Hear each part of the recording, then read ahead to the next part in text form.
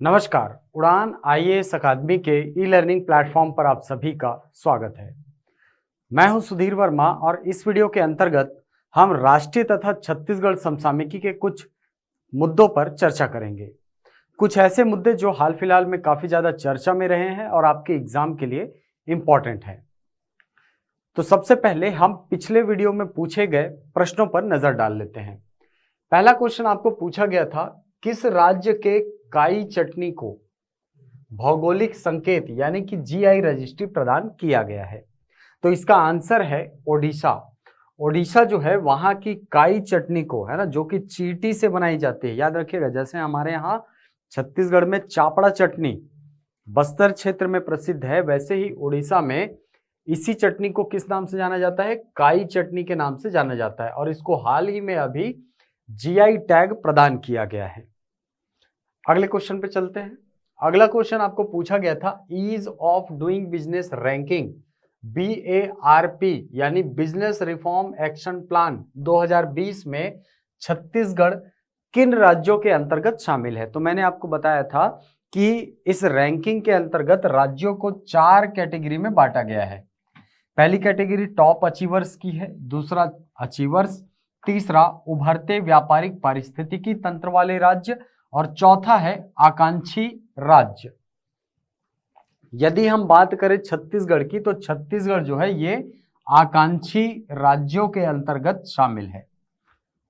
7 राज्यों को शामिल किया गया है आकांक्षी राज्यों में, उसमें छत्तीसगढ़ का स्थान 6वां है। चलिए अगला क्वेश्चन, भारत नवाचार सूचकांक 2021 में छत्तीसगढ़ का स्थान क्या है? तो देखिए, छत्तीसगढ़ ने इस रैंकिंग में, है ना, ये जो भारत नवाचार सूचकांक है, इसकी रैंकिंग में आप यहां पर देख पा रहे हैं, ये सबसे अंतिम पायदान, है ना, बड़े राज्यों में शामिल है और 17वां रैंक छत्तीसगढ़ को प्राप्त हुआ है। 17वां रैंक, तो यहां से आपका आंसर हो जाएगा ऑप्शन नंबर सी। अगला क्वेश्चन, प्रत्येक वर्ष विश्व जनसंख्या दिवस के रूप में मनाया जाता है, यानी कब मनाया जाता है? तो हर साल 11 जुलाई को विश्व जनसंख्या दिवस मनाया जाता है। चलिए अगला क्वेश्चन देखते हैं। अगला क्वेश्चन है, विंबलडन 2022 के पुरुष एकल के विजेता कौन है? तो देखिए, विंबलडन की अगर बात करें तो पुरुष एकल में जीते हैं कौन? नोवाक जोकोविच। उपविजेता है निक किर्जियोस। महिला एकल की अगर बात करें तो एलेना रायबिकाना और उपविजेता है ओन्स जेब्यूर। तो इसमें पुरुष एकल को आप याद रखिए और महिला एकल को याद रखिए, विजेताओं को। इसके द्वारा ये जब विंबलडन 2022 नोवाक जोकोविच ने जीता, तो उसके बाद कुछ रिकॉर्ड भी बनाए। जैसे जोकोविच जो है वो लगातार 4 विंबलडन जीतने वाले चौथे खिलाड़ी बन गए हैं। इसके अलावा ये 21वां ग्रैंड स्लैम खिताब है नोवाक जोकोविच का, और वो राफेल नडाल से केवल 1 खिताब पीछे हैं। तो ये रिकॉर्ड हाल ही में बने हैं। आगे चलते हैं। अगला है, अपनी इंटरनेट सेवा शुरू करने वाला भारत का पहला राज्य कौन सा है? तो याद रखिएगा, केरल पहला राज्य है जिसने अपनी खुद की इंटरनेट सेवा प्रारंभ की है और इसको नाम क्या दिया गया है? याद रखिएगा, के फोन, यानी केरल फाइबर ऑप्टिक नेटवर्क। चलिए, तो आज का पहला टॉपिक है चीतों के लिए भारत नामीबिया समझौता। आपको पता होगा कि बहुत साल पहले ही चीता जो है वो हमारे भारत से विलुप्त घोषित कर दिया गया है और अभी हाल ही में एक नई कवायद शुरू हुई है जिसके द्वारा हम चीतों को वापस भारत लाने का प्रयास कर रहे हैं। और इसी प्रयास के अंतर्गत अभी हाल ही में भारत सरकार ने नामीबिया सरकार के साथ एक समझौता किया है जिसके द्वारा कुल 8 चीतों को भारत लाया जाएगा। तो आइए पढ़ लेते हैं इसमें कि भारत और नामीबिया ने भारत में चीतों को फिर से लाने के लिए एक समझौता ज्ञापन MOU यानी मेमोरेंडम ऑफ अंडरस्टैंडिंग पर 20 जुलाई 2022 को हस्ताक्षर किए हैं। 8 चीतों के अगस्त 2022 में भारत पहुंचने की संभावना है। उन्हें मध्य प्रदेश के कूनो राष्ट्रीय उद्यान में लाया जाएगा। तो ये इंपॉर्टेंट है आपके लिए कि नामीबिया से लाए गए चीतों को किस राष्ट्रीय उद्यान में स्थान दिया गया है, तो नाम याद रखिएगा, कूनो राष्ट्रीय उद्यान में रखा जाएगा। इसके अलावा समझौते का उद्देश्य भारत में चीतों के संरक्षण एवं बहाली को बढ़ावा देना है, जहां वे अब विलुप्त प्रजातियां हैं। बहुत पहले ही विलुप्त हो गई थी ये प्रजाति हमारे यहाँ, है ना। अगले 5 वर्षों में नामीबिया, दक्षिण अफ्रीका और अन्य अफ्रीकी देशों से कुल 50 चीतों को भारत में स्थानांतरित किया जाएगा। यानी भारत सरकार ने टारगेट किया है कि अगले 5 साल में हम जो अफ्रीकन कंट्रीज है वहां से 50 चीते जो हैं हमारे क्षेत्र में लाएंगे और इनका संरक्षण करेंगे, और इनको उन क्षेत्रों में रखा जाएगा जहां पर उनका प्राकृतिक निवास है, लेकिन बहुत सारे कारणों के कारण, जिनमें प्राकृतिक आवास, शिकार, ये सारे कारण हैं, इन सब के कारण वो विलुप्त हो चुके हैं। तो उन क्षेत्रों में उनको फिर से रखा जाएगा। चलिए, IUCN की रेड लिस्ट में अफ्रीकी चीता सुभेद्य कैटेगरी के अंतर्गत रखा गया है। देखिए, 2 प्रकार के चीते, एक अफ्रीकी चीता है और दूसरा एशियाई चीता है। अफ्रीकी चीता जो है वो सुभेद्य की श्रेणी में रखा गया है, जबकि एशियाई चीता अति संकटग्रस्त वाली श्रेणी में रखा गया है। तो इसको याद रखना है अपने को। IUCN की रेड डेटा बुक है ना, सबसे पहले तो यही याद करिए कि रेड डेटा बुक जो है ये किसके द्वारा जारी किया जाता है? रेड डेटा बुक जारी किया जाता है IUCN के द्वारा। और इस IUCN में जितनी भी प्रजातियां हैं जो खतरे में हैं, जो बहुत ज्यादा खतरे में हैं, जो विलुप्त प्राय हैं, इस प्रकार से 6 अलग अलग कैटेगरी में इनको बांट करके रखा जाता है। तो अफ्रीकी चीता जो है वो सुभेद्य की श्रेणी में यानी वल्नरेबल की कैटेगरी में रखा गया है। वहीं अगर मैं बात करूं एशियाई चीता की, तो एशियाई चीता IUCN की रेड डेटा बुक में अति संकटग्रस्त श्रेणी यानी क्रिटिकली एंडेंजर्ड की श्रेणी में रखा गया है। तो इस टॉपिक से आपके बनने वाले क्वेश्चन, सबसे पहले तो क्वेश्चन यहीं से बन सकता है कि चीतों के लिए हाल ही में किस देश के साथ भारत सरकार के द्वारा समझौता किया गया है। दूसरा, आप यहां से क्वेश्चन निकाल सकते हैं कि अफ्रीका से लाए जाने वाले जो चीते हैं उनको किस राष्ट्रीय उद्यान में रखा जाएगा। तो नाम याद रखिएगा, मध्य प्रदेश का कूनो राष्ट्रीय उद्यान में इनको रखा जाएगा। इसके अलावा अगले 5 वर्षों में कितने चीतों को भारत में ला करके संरक्षित करने का प्रयास किया जा रहा है या उनकी कोशिश है भारत सरकार की, तो याद रखिएगा 50 चीते हैं। इसके अलावा IUCN के द्वारा जारी किए जाने वाली रेड डेटा बुक का नाम इंपॉर्टेंट है। कभी कभी डायरेक्ट पूछता है कि रेड डेटा बुक किस संस्थान के द्वारा जारी किया जाता है, तो ये किसके द्वारा जारी होता है? IUCN के द्वारा। चलिए आगे बढ़ते हैं। अगले टॉपिक पर है नीरज चोपड़ा। देख पा रहे हैं आप, भारत के यशस्वी एथलेटिक हैं। अभी इन्होंने ओलंपिक में गोल्ड मेडल जीता है और अभी हाल ही में विश्व एथलेटिक्स चैंपियनशिप में इन्होंने भाला फेंक की प्रतियोगिता में रजत पदक जीता है। तो ये जो विश्व एथलेटिक्स चैंपियनशिप है, सबसे पहले तो आपको पता होना चाहिए ये आयोजन कहाँ हुआ, ये कहाँ पर आयोजित हुआ। तो ये आयोजित हुआ है अमेरिका के यूजीन नाम के स्थान पर। और नीरज चोपड़ा ने पुरुषों के भाला फेंक स्पर्धा में रजत पदक जीता है। स्वर्ण पदक किसने जीता? एंडरसन पीटर्स ने, जो कहाँ के हैं? ग्रेनाडा, कंट्री का नाम है ग्रेनाडा। इस ग्रेनाडा के एंडरसन पीटर ने गोल्ड मेडल जीता है और हमारे नीरज चोपड़ा भाई साहब ने रजत पदक अपने नाम किया है। चलिए इसी में आगे पढ़ते हैं कि नीरज चोपड़ा विश्व एथलेटिक चैंपियनशिप में रजत पदक जीतने वाले पहले भारतीय हैं। देखिए, विश्व एथलेटिक्स चैंपियनशिप में रजत पदक जीतने वाले, है ना, यहां पर सिल्वर मेडल की बात हो रही है, सिल्वर मेडल जीतने वाले पहले भारतीय हैं। इसके पहले हालांकि एक पदक और था हमारे पास, कांस्य पदक था, है ना, अंजू बॉबी जॉर्ज का नाम सुना होगा आपने, उन्होंने कांस्य पदक जो है जीता है। ठीक, विश्व एथलेटिक चैंपियनशिप में भारत ने 19 वर्ष बाद दूसरी बार पदक जीता है। इससे पहले महिलाओं की लंबी कूद में अंजू बॉबी जॉर्ज ने वर्ष 2003 में कांस्य पदक जीता था। तो याद रखिएगा, रजत पदक जीतने वाले पहले खिलाड़ी हैं हमारे नीरज चोपड़ा विश्व एथलेटिक्स चैंपियनशिप में। आगे बढ़ते हैं। अगला टॉपिक है 68वां राष्ट्रीय फिल्म पुरस्कार। एग्जाम के दृष्टिकोण से बहुत ज्यादा इंपॉर्टेंट, यहां से क्वेश्चन हर बार लगभग एग्जाम में देखने को आपको मिलता रहता है। यहां से जो क्वेश्चन पूछे जाते हैं उसमें सर्वश्रेष्ठ फिल्म याद रखिए, सर्वश्रेष्ठ अभिनेता और अभिनेत्री, इन 3 कैटेगरी के द्वारा क्वेश्चन जो है वो बार बार आपको पूछा जाता है। तो सबसे पहले इसका क्रम बता दूं आपको कि ये 68वें क्रम का राष्ट्रीय फिल्म पुरस्कार है और सर्वश्रेष्ठ फीचर फिल्म का पुरस्कार मिला है इस बार सोरारई पोट्रू, ठीक, कन्नड़ मूवी है। सर्वश्रेष्ठ अभिनेता के रूप में सूर्या सोरारई पोट्रू फिल्म के लिए और Ajay Devgn Tanhaji the unsung warrior, इसके लिए इन दोनों को संयुक्त रूप से सर्वश्रेष्ठ अभिनेता का खिताब दिया गया है। सर्वश्रेष्ठ अभिनेत्री की अगर बात करें तो अपर्णा बाल मुरली, इनको भी सोरारई पोट्रू फिल्म के लिए सर्वश्रेष्ठ अभिनेत्री का खिताब दिया गया है। ये देख पा रहे हैं आप, ये है सोरारई पोट्रू, सुधा कोंगारा ये फिल्म का नाम है, ठीक।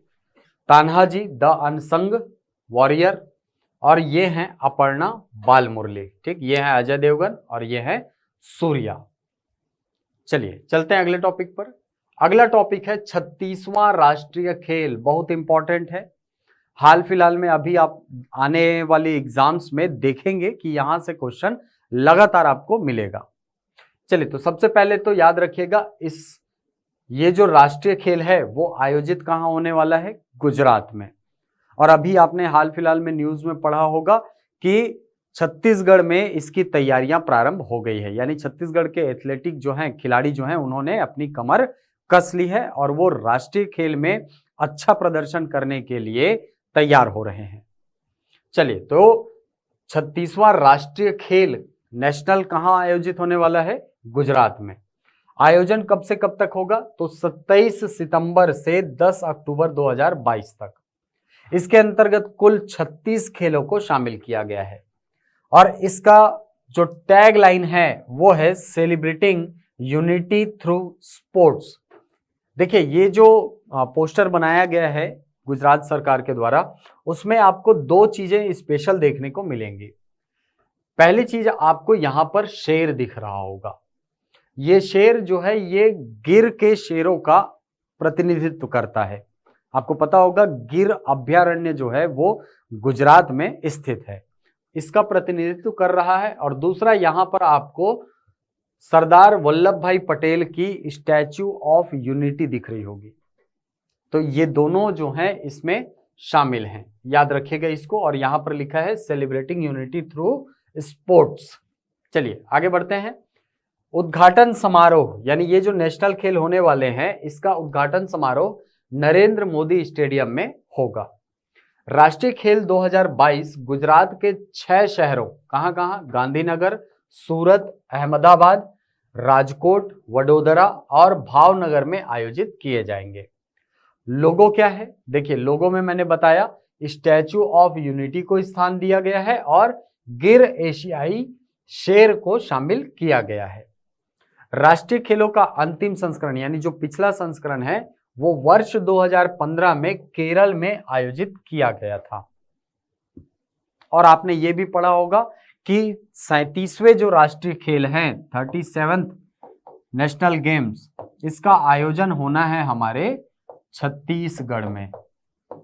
तो इसको भी याद रखिएगा भाई कि छत्तीसगढ़ में कौन से क्रम का नेशनल गेम्स है वो आयोजित होंगे, तो 37th यानी 37वां राष्ट्रीय खेल। चलिए आगे बढ़ते हैं।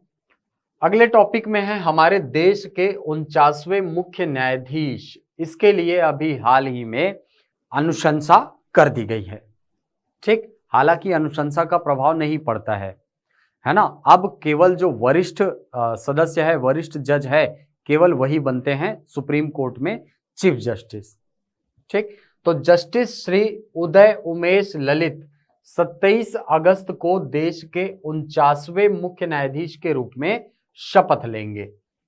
यदि मैं बात करूं 48वें क्रम के, तो आपको पता होगा श्री NV रामन्ना, है ना, या NV रामन जो है ये वर्तमान में हमारे CJI हैं, चीफ जस्टिस ऑफ इंडिया है।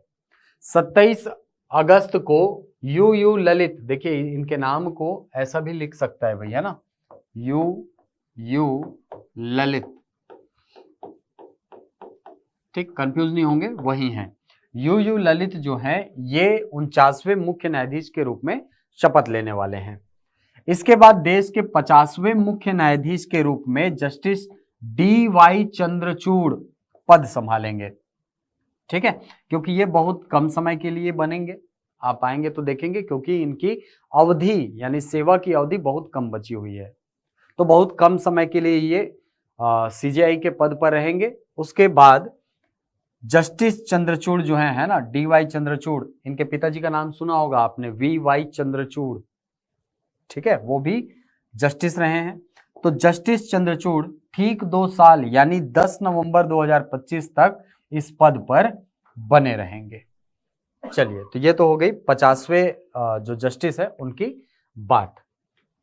अगले टॉपिक पर हैं एक और महत्वपूर्ण व्यक्तित्व, नाम है इंदरमीत गिल। क्यों चर्चा में है? तो भारतीय अर्थशास्त्री इंदरमीत गिल को विश्व बैंक का मुख्य अर्थशास्त्री घोषित किया गया है। चीफ इकोनॉमिस्ट वर्ल्ड बैंक घोषित किया गया है किनको? इंदरमीत गिल। आपने इसके पहले नाम सुना होगा गीता गोपीनाथ का। गीता गोपीनाथ को IMF में, है ना, वो वर्ल्ड बैंक में नहीं थी, वो कहाँ थी? IMF में थी। IMF की मुख्य अर्थशास्त्री के रूप में चुना गया था, नियुक्त किया गया था, ठीक। और इनको एग्जाम में कई बार पूछा है, गीता गोपीनाथ को आपने पिछले साल देखा होगा। तो अभी हाल ही में वर्ल्ड बैंक में मुख्य अर्थशास्त्री के रूप में किन्हें नियुक्त किया गया है, घोषित किया गया है? इंदरमीत गिल जी को। वे इस पद पर अमेरिकी अर्थशास्त्री कार्मेन रेनहार्ट का स्थान लेंगे और इनकी नियुक्ति 1 सितंबर 2022 को होगी। तो 1 सितंबर 2022 से वर्ल्ड बैंक के मुख्य अर्थशास्त्री कौन हो जाएंगे? इंदरमीत गिल जी। चलिए, अगला टॉपिक है गौमूत्र खरीद योजना। छत्तीसगढ़ में अभी हाल ही में हरेली त्योहार के दिन छत्तीसगढ़ सरकार के द्वारा एक नई पहल प्रारंभ की गई है। और ये पहल क्या है? ये पहल है गौमूत्र खरीदी की, और ये भी प्रारंभ हुआ है हरेली त्योहार के दिन से। याद रखिएगा इसको, है ना। हरेली इस साल कब पड़ा है? 28 जुलाई को। 28 जुलाई 2022 से गोधन योजना के अंतर्गत गौमूत्र खरीद योजना जो है ये प्रारंभ की गई है।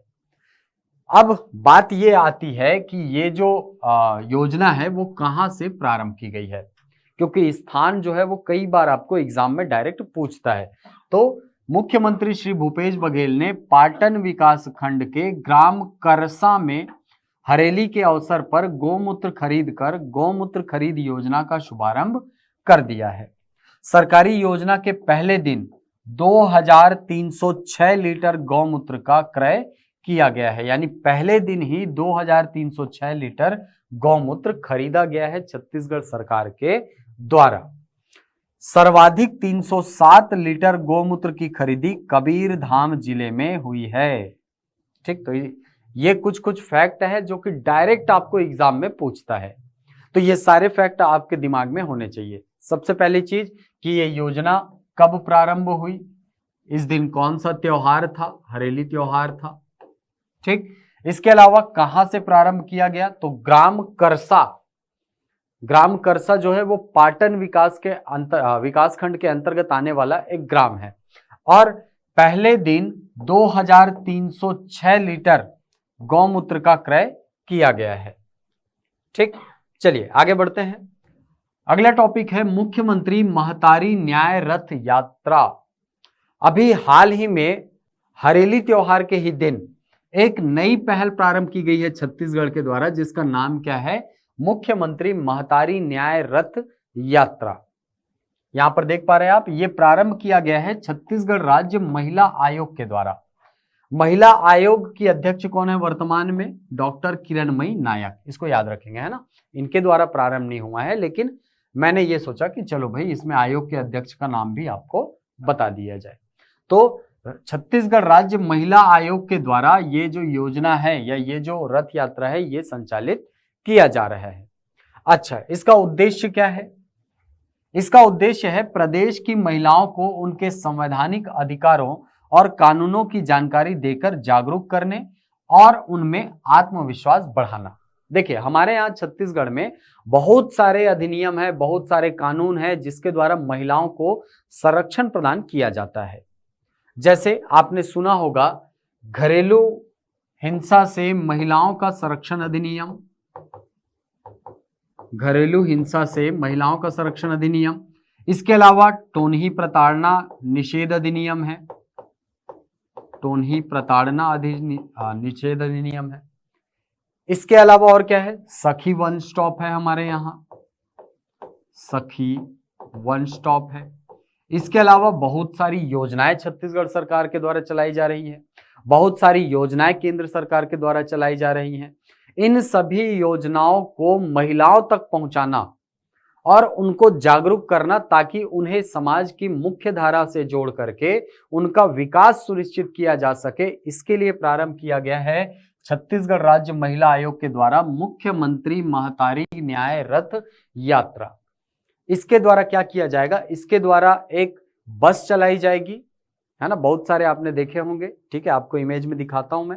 ये देखिए, यहां पर ये बस दिखाई दे रही होगी आपको, ये बस है, ये संचालित किया जा रहा है और इसमें बहुत सारे एलईडी लगे हुए हैं, है ना, और बहुत सारे पोस्टर लगे हुए हैं, बैनर लगे हुए हैं, जिसके माध्यम से महिलाओं को उनके अधिकारों के बारे में, उनके लिए संचालित की जा रही योजनाओं के बारे में जागरूक किया जा रहा है। उन्हें अलग अलग अधिनियमों के बारे में बताया जा रहा है जिससे कि महिलाओं को शोषण से बचाया जा सके। तो ये एक अभिनव पहल है छत्तीसगढ़ राज्य महिला आयोग की।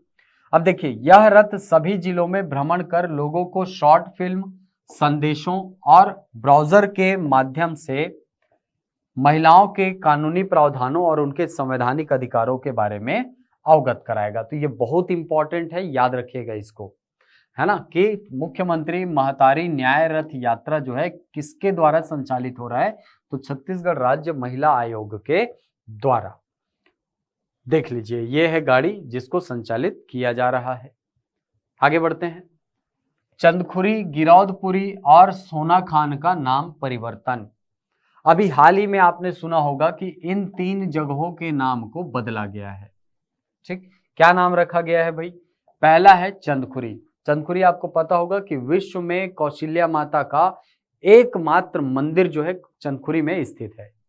और अभी हाल ही में राम वनगमन पर्यटन परिपथ के अंतर्गत शामिल धाम भी है ये हमारा, है ना। तो माता कौशल्या धाम चंदखुरी, ये इसका नया नामकरण हो जाएगा। चंदखुरी जो पढ़ते थे उसका नया नामकरण क्या होगा?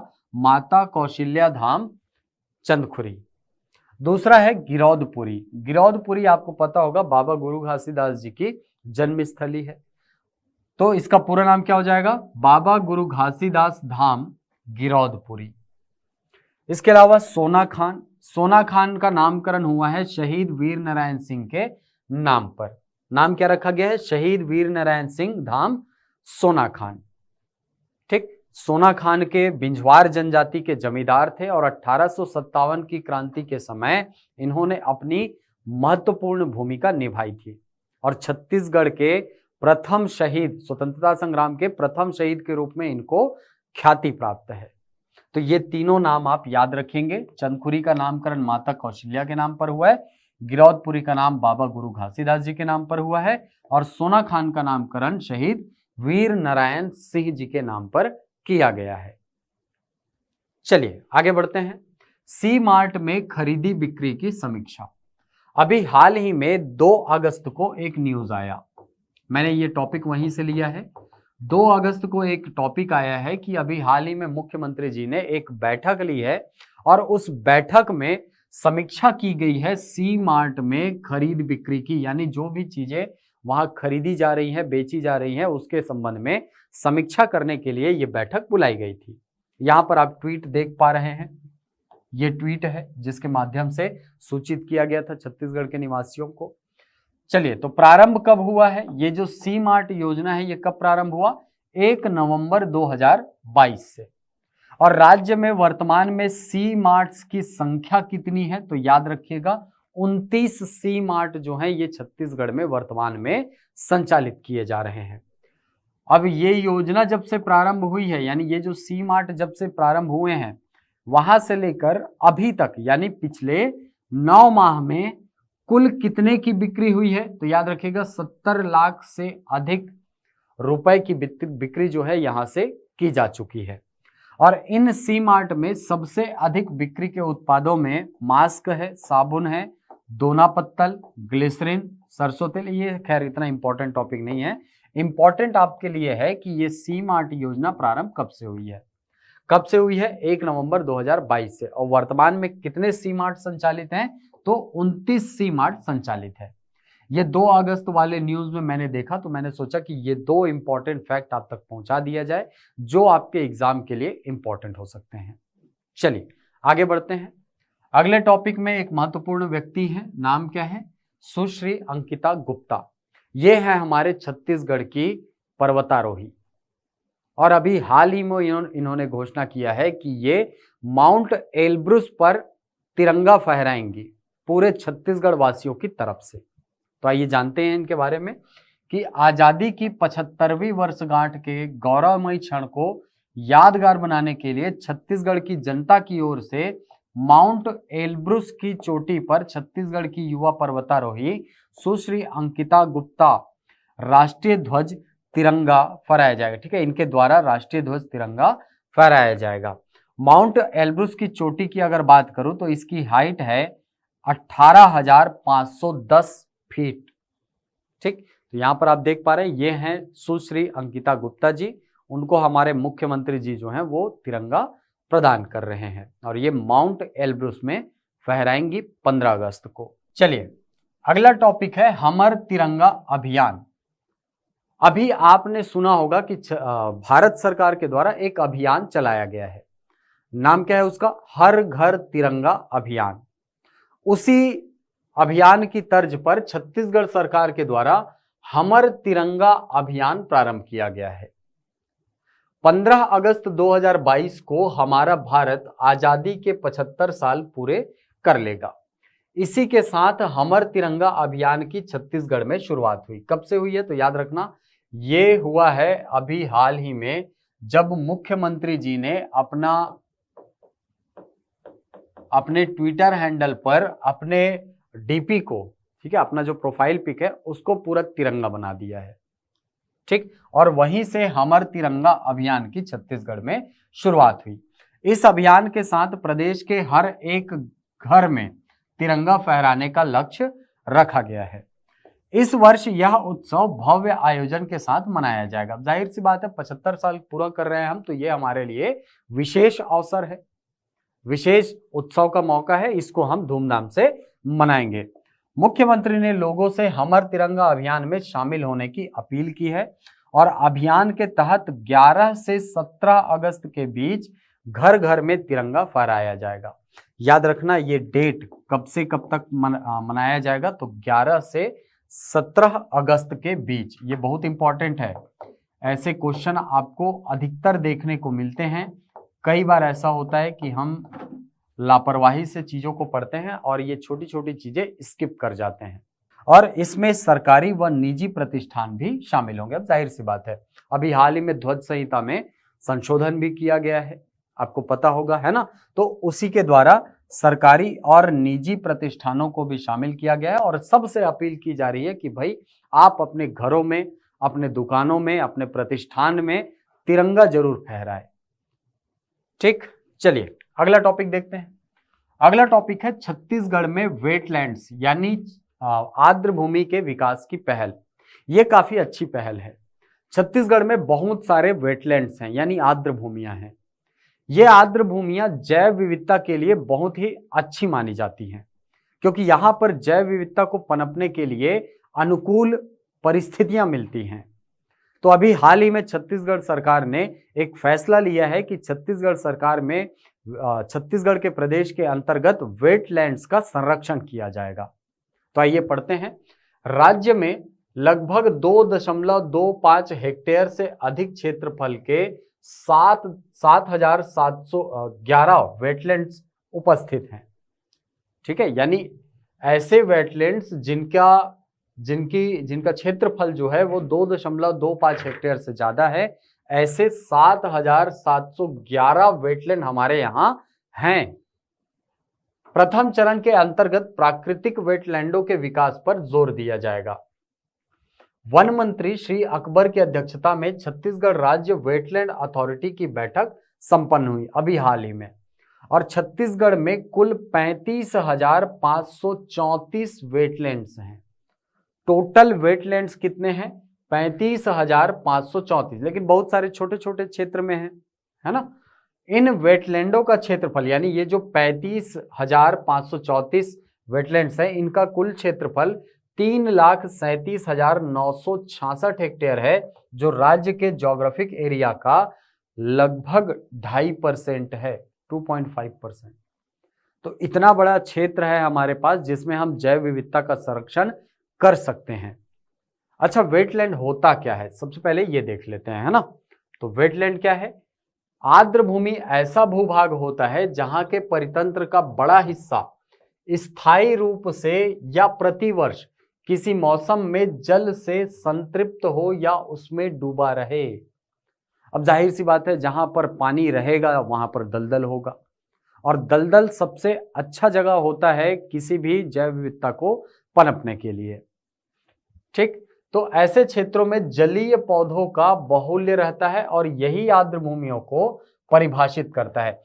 आर्द्र भूमियों से संबंधित एक कन्वेंशन आपने जरूर सुना होगा जो वर्ष 1971 में हुआ था, उसका नाम क्या है? रामसर सम्मेलन या रामसर कन्वेंशन। ये कब हुआ था? तो याद रखिएगा 1971 में। रामसर एक जगह है ईरान में, और वहीं पर सबसे पहली बार बात की गई थी आर्द्र भूमियों की, और ऐसा कहा गया कि भाई आर्द्र भूमियों के संरक्षण के द्वारा हम जलीय जो पौधे हैं, इसके अलावा जो जलीय जीव हैं, उनका संरक्षण आसानी से कर सकते हैं, क्योंकि ये अधिकांशतः क्षेत्र के अंदर में होते हैं। यानी जैसे हमारा भारत है मान लो, तो ये जो वेटलैंड्स हैं वो भूमि के अंदर वाले क्षेत्र में पाए जाते हैं, और यदि यहां पर जैव विविधता का संरक्षण किया जाए तो इससे अच्छी बात और क्या हो सकती है। ठीक, तो आर्द्र भूमियां जो है वो जैव विविधता के लिए अत्यंत महत्वपूर्ण होती है, इसको याद रखिए। जैव विविधता की दृष्टि से आर्द्र भूमियां अत्यंत संवेदनशील होती हैं। क्यों होती है? क्योंकि विशेष प्रकार की वनस्पति व अन्य जीव ही आर्द्र भूमियों पर उगने और फलने फूलने के लिए अनुकूलित होते हैं। अब यहां से अगला पॉइंट पढ़िए कि ईरान के रामसर शहर में, जैसे मैंने बताया 1971 है ना, हिंदी में लिख गया है, ये 1971 ऐसा है, में पारित एक अभिसमय यानी कन्वेंशन के अनुसार आर्द्र भूमि ऐसा स्थान है जहां वर्ष में 8 माह पानी भरा होता है। अब सबसे जरूरी चीज इसमें समझिए कि 8 माह यदि किसी जगह पर पानी भरा है तो ऑटोमेटिकली वो जगह जो है वो जैव विविधता के लिए अनुकूलित हो जाता है। वहां पर जलीय जीव पनप सकते हैं, जलीय वनस्पतियां पनप सकती है, और ऐसी परिस्थितियां उत्पन्न हो जाती हैं जिससे कि जैव विविधता फल फूल सके। तो आप ये कह सकते हैं कि ये जो पहला प्रयास था 1971 का, ये पहला प्रयास था जिसमें वेटलैंड्स के संबंध में प्रयास किया गया था। रामसर अभिसमय के अंतर्गत वैश्विक स्तर पर वर्तमान में कुल 1929 से अधिक आर्द्र भूमियां हैं, और भारत में लगभग 50 के आसपास है ना, ये आंकड़े बढ़ते रहते हैं। पिछला जो आंकड़ा था वो 49 का अपडेटेड है।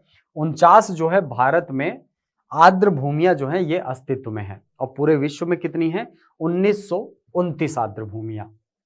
ठीक, चलिए, तो ये जो टॉपिक है ये प्रीलिम्स के लिए या वनडे एग्जाम के लिए तो उतना इंपॉर्टेंट नहीं है, लेकिन छत्तीसगढ़ में यदि आपको सीजीपीएससी मेंस के पेपर में आता है कि छत्तीसगढ़ में जैव विविधता के संरक्षण के लिए क्या प्रयास किए जा रहे हैं, तो आप निश्चित रूप से इसको लिख सकते हैं।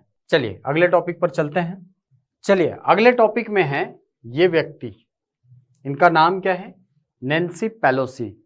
और अभी आपने हाल फिलहाल में सुना होगा चीन और ताइवान के मध्य बढ़ता हुआ तनाव, चीन ताइवान तनाव, उसके केंद्र में है ये महिला। नाम क्या है, नैन्सी पेलोसी। नैन्सी पेलोसी उस प्रतिनिधि सभा की अध्यक्ष है जो अभी हाल ही में ताइवान का दौरा करके लौटी है। ये अमेरिकी सांसद हैं और इन्होंने अभी हाल ही में ताइवान का दौरा किया है। उसी दौरे से नाराज होकर के चीन ने कड़े शब्दों में अमेरिका की निंदा की है और हाल ही में अमेरिका के राजदूत को तलब किया है, बुलाया है। तो आइए पढ़ते हैं इसके बारे में। नैन्सी पेलोसी की ताइवान यात्रा पर भड़का चीन। चीन ने अमेरिकी प्रतिनिधि सभा की अध्यक्ष नैन्सी पेलोसी की ताइवान की हाई प्रोफाइल यात्रा पर कड़ा विरोध दर्ज कराने के लिए अमेरिकी राजदूत को तलब किया है। चीन ने चेतावनी देते हुए कहा है कि अमेरिका को इस गलती की भारी कीमत चुकानी पड़ेगी। अमेरिका ताइवान में दखल अंदाजी बंद करे। ठीक है, तो चाइना का ये रुख रहा है। जैसे ही नैन्सी पेलोसी ताइवान जाती हैं, वहां पर एक तनाव की स्थिति उत्पन्न होती है ना, जैसे ही वो वहां से निकलती है। और उसके बाद फिर चीन सरकार के द्वारा अमेरिकी राजदूत को बुला करके कहा जाता है कि भाई आपने बहुत बड़ी गलती कर दी है और अमेरिका को अब इस गलती का खामियाजा भुगतना पड़ेगा। और अभी हाल ही में चीन ने ताइवान के खिलाफ मिलिट्री ऑपरेशन भी प्रारंभ कर दिया है। चीन की सेना यानी पब्लिक लिबरेशन आर्मी पीएलए ने ताइवान के चारों ओर फायर ड्रिल और टारगेटेड मिलिट्री ऑपरेशन शुरू कर दिया है। ठीक है, यानी युद्धाभ्यास वहां पर प्रारंभ कर दिया है। किसी भी क्षण वहां पर युद्ध होने की आशंका जाहिर की जा रही है। अमेरिका ने वन चाइना पॉलिसी का उल्लंघन किया है, ऐसा आरोप लगाया जा रहा है चीन के द्वारा। ठीक, अच्छा, तो सबसे पहले तो ये वन चाइना पॉलिसी को समझते हैं।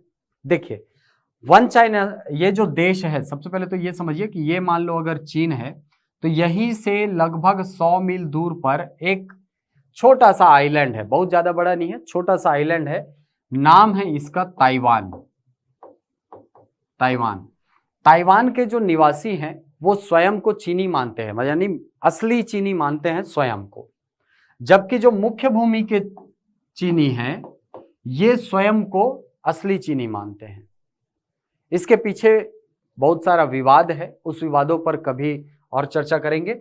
ये जो चीन है ये इस ताइवान को अपना हिस्सा मानता है, स्वयं को मुख्य चीन मानता है और इस आइलैंड को अपना बताता है। तो इस तरीके से ये जो ताइवान है इसको ये अधिकार नहीं है कि ये अलग से राष्ट्र जो वैदेशिक संबंध है वो स्थापित करे। तो चीन की ये पॉलिसी है कि भाई आप, है ना, पूरे विश्व को ये बोलता है कि भाई आप क्या करो, हमको यानी मुख्य भूमि का चीन और ये जो ताइवान है इसको एक ही मानो। इसे ही कहा जाता है वन चाइना पॉलिसी। और अभी हाल ही में अमेरिकी जो सांसद है वो कहाँ गई, ताइवान गई, चीन नहीं गई। ठीक है, उन्होंने ताइवान से पृथक रूप से संबंध बनाने का प्रयास किया, इसीलिए चीन आरोप लगा रहा है कि आपने वन चाइना पॉलिसी का उल्लंघन किया है। पेलोसी के ताइवान पहुंचने पर चीन ने कहा कि अमेरिका ने वन चाइना पॉलिसी का उल्लंघन किया है। चलिए, अमेरिकी स्पीकर के दौरे से क्यों बौखलाया हुआ है चीन, समझिए। ताइवान जो है इसकी रक्षा के लिए अमेरिका उसको बहुत सारे सैन्य उपकरण भेजता है। वैसे भी अमेरिका की जो इकोनॉमी है वो उसको वॉर इकोनॉमी कहा जाता है। वॉर इकोनॉमी का मतलब होता है कि ऐसी अर्थव्यवस्था जिसमें बहुत बड़ा भाग जो है वो युद्ध सामग्रियों से जुड़ा होता है, उसको बेच करके उसको बहुत सारी आय होती है। तो अमेरिका की इकोनॉमी जो है वो वॉर इकोनॉमी है और वो ताइवान को अपनी रक्षा करने के लिए सैन्य उपकरण जो है ये बेचता रहता है, जिसमें ब्लैक हॉक हेलीकॉप्टर भी शामिल है। ये जो ब्लैक हॉक है ये एक युद्ध हेलीकॉप्टर है, युद्धक विमान है, जिसके द्वारा आप बहुत सारा सामान जो है वो ले जा सकते हो युद्ध के दौरान।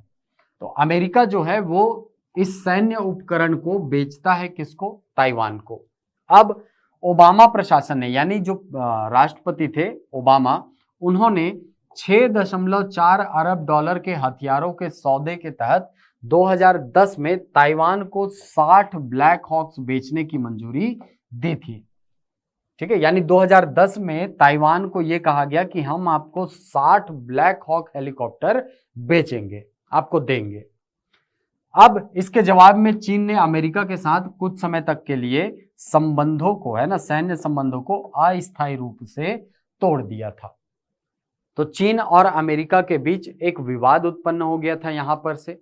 अब चीन ताइवान के मुद्दे पर किसी तरह का विदेशी दखल नहीं चाहता है। चीन नहीं चाहता है, चीन तो उसको अपना हिस्सा मानता है, अपने राज्य की तरह मानता है। तो वो नहीं चाहता कि भाई आप, कोई भी दूसरा देश जो है वो उस क्षेत्र में दखल करे, यानी वैदेशिक संबंध वो अपने पास रखना चाहता है।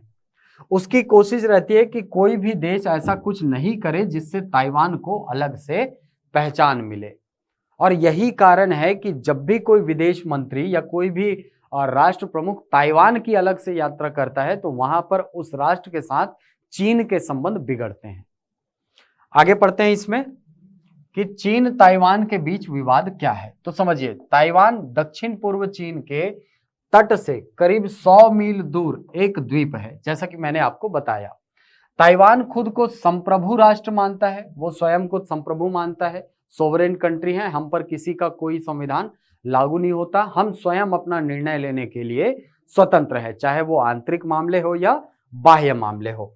अब बाह्य मामले बोल रहे हैं तो जाहिर सी बात है वैदेशिक संबंध भी इसके अंतर्गत आता है।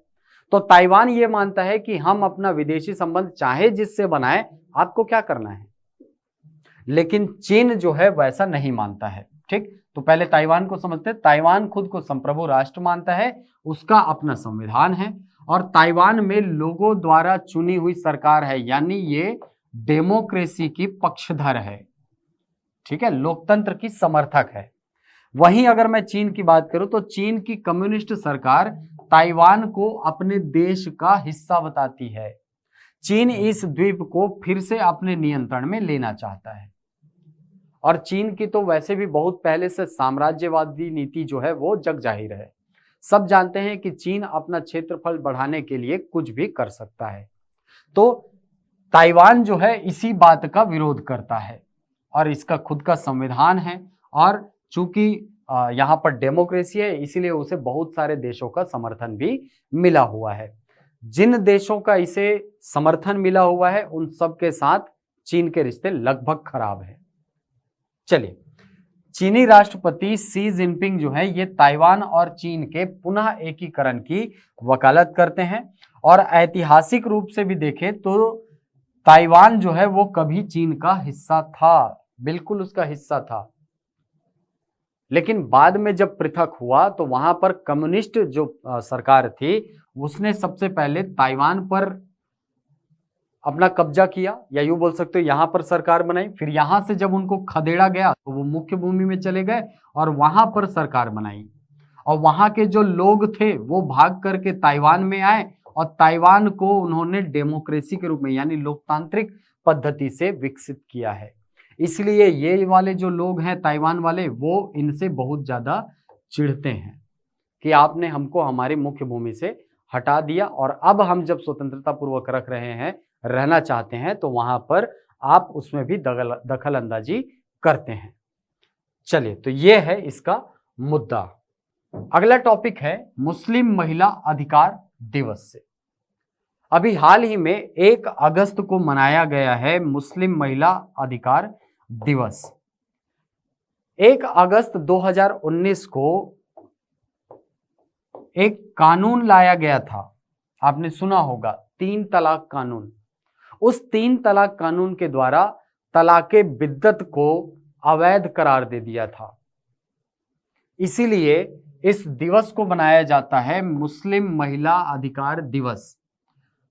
उस तलाक पद्धति की यदि माने तलाके बिद्दत के अनुसार तो कोई भी पति 3 बार तलाक बोल करके अपनी पत्नी से संबंध विच्छेद कर सकता था। लेकिन अब ऐसा करना कानूनन जुर्म है। और जिस दिन ये कानून बना उसी दिन को मनाया जाता है, यानी 1 अगस्त को मनाया जाता है मुस्लिम महिला अधिकार दिवस। वन लाइनर फैक्ट के रूप में इंपॉर्टेंट है। मुख्य परीक्षा की दृष्टि से देखें तो थोड़ा सा डिटेल इसमें देखते हैं हम। 1 अगस्त को भारत में मुस्लिम महिला अधिकार दिवस के रूप में मनाया जाता है। यह दिवस 1 अगस्त को 3 तलाक बिल की पृष्ठभूमि में मनाता है, जिसे 1 अगस्त 2019 को संसद से मंजूरी मिली थी, संसद से मंजूरी मिल गई थी। चलिए आगे देखते हैं इसमें 3 तलाक बिल क्या था। देखिए 3 तलाक बिल मुस्लिम महिलाओं को तलाक की शर्तों की सामाजिक बुराइयों की बेड़ियों से मुक्त कराने में एक बड़ा मील का पत्थर साबित हुआ था। शाह बानो बेगम एवं अन्य बनाम मोहम्मद अहमद खान तथा शायरा बानो बनाम भारत संघ एवं अन्य, ये 2 केस हैं जो कि जुड़ा हुआ है 3 तलाक के मामले से। ठीक, इन दोनों केसेस ने इस कदम की आधारशिला रखी थी। शायरा बानो ने अपने रिट याचिका में सर्वोच्च न्यायालय से 3 प्रथाएं कौन कौन सी, एक है तलाके बिद्दत, दूसरा है बहुविवाह और तीसरा है निकाह हलाला को असंवैधानिक घोषित करने की मांग की थी। आगे देखते हैं इसमें 3 तलाक एक आपराधिक कृत्य। संविधान के अनुच्छेद 14, 15, 21 तथा अनुच्छेद 25 के उल्लंघन के आधार पर इस 3 तलाक के कानून को, या यूं बोला जाए कि 3 तलाक की जो सामाजिक पद्धति थी उसको अवैध घोषित किया गया है। इसके उल्लंघन को उन्होंने आधार माना है और 3 तलाक कानून ने 3 तलाक को एक आपराधिक कृत्य घोषित किया है। इस कानून को एक महत्वपूर्ण कदम माना जाता है क्योंकि इसने तलाक की प्रथा को कानूनी रूप से अपराध घोषित करके लैंगिक असमानता के खिलाफ मुस्लिम महिलाओं की सुरक्षा एवं सशक्तिकरण को सुनिश्चित किया है। जाहिर सी बात है कि जब कोई, मान लो कोई समाज है, वहां पर तलाक तलाक तलाक बोल करके संबंध विच्छेद करने की अनुमति है पुरुषों को, महिलाओं को नहीं, पुरुषों को है, तो वहां पर कहीं ना कहीं महिलाओं की स्थिति खराब है। तो उसी से निजात दिलाने का काम किया है इस 3 तलाक कानून ने और इसमें आधार बनाया गया है अनुच्छेद 14, 15, 21 और अनुच्छेद 25 के उल्लंघन को। यानी ये कहा गया कि आप यदि 3 बार तलाक बोल करके किसी महिला से संबंध विच्छेद करते हो तो वो अनुच्छेद 14, अनुच्छेद 15, अनुच्छेद 21 और अनुच्छेद 25 इन सभी का उल्लंघन माना जाएगा। और यह कानून महिलाओं की आत्मनिर्भरता, आत्मसम्मान को बढ़ावा देने का प्रयास करता है क्योंकि यह मुस्लिम महिलाओं के मौलिक और लोकतांत्रिक अधिकारों को मजबूत करता है। 3 तलाक कानून के तहत तलाक की घोषणा को संज्ञेय अपराध माना गया है, कॉग्निजेबल ऑफेंस माना गया है। इसके अलावा इस कानून में जुर्माने के साथ साथ 3 साल के कैद की सजा का प्रावधान है। यह मेंस के लिए बहुत इंपॉर्टेंट है, प्रीलिम्स के लिए तो उतना इंपॉर्टेंट नहीं है। वनडे एग्जाम के लिए केवल वो फैक्ट इंपॉर्टेंट है कि मुस्लिम महिला अधिकार दिवस कब मनाया जाता है, लेकिन मेंस में अगर आप आएंगे तो मेंस के लिए इन सारी चीजों को जब आप लिखेंगे तो आपका उत्तर ऑटोमेटिकली प्रभावी बन जाएगा। ठीक, इसी में थोड़ा सा और पढ़ लेते हैं कि 3 तलाक पर अन्य देशों में क्या प्रावधान है। तो देखिए, मिस्र 1929 में 3 तलाक पर प्रतिबंध लगाने वाला पहला देश था, यानी पहला देश जिसने 3 तलाक को प्रतिबंधित किया था वो देश कौन सा था? मिस्र था। इसके बाद मिस्र के बाद Sudan, Pakistan, Malaysia, Bangladesh, Iraq, Syria, इन देशों ने भी 3 तलाक को प्रतिबंधित कर दिया है। अब हाल के वर्षों में संयुक्त अरब अमीरात, Morocco, Iran, Cyprus, Qatar, Jordan, Brunei, Algeria तथा साथ ही भारत ने इस प्रथा पर प्रतिबंध लगा दिया है। भारत में कानून पारित होने के बाद से 3 तलाक के मामलों में 82% की कमी आई है। जाहिर सी बात है ये नियम काफी अच्छा है क्योंकि ये महिलाओं के लैंगिक, उनकी सामाजिक, उनके मौलिक अधिकारों की, लोकतांत्रिक अधिकारों की सुरक्षा करता है और उनको सक्षम बनाता है कि वो अपने अधिकार को जाने और जागरूकता फैलाए। चलिए, तो अब आते हैं हमारे अगले सेक्शन में, जो है प्रश्नोत्तर का सेक्शन। प्रश्नोत्तर सेक्शन में पहला क्वेश्चन है, भारत में चीतों को फिर से लाने के लिए किस देश के साथ समझौता किया गया है? ऑप्शन है केन्या, इंग्लैंड, नामीबिया और युगांडा। तो इसका आंसर आप हमको कमेंट बॉक्स में बताएं कि ये भारत सरकार जो है उसने किस देश के साथ समझौता किया है चीतों को लाने के लिए।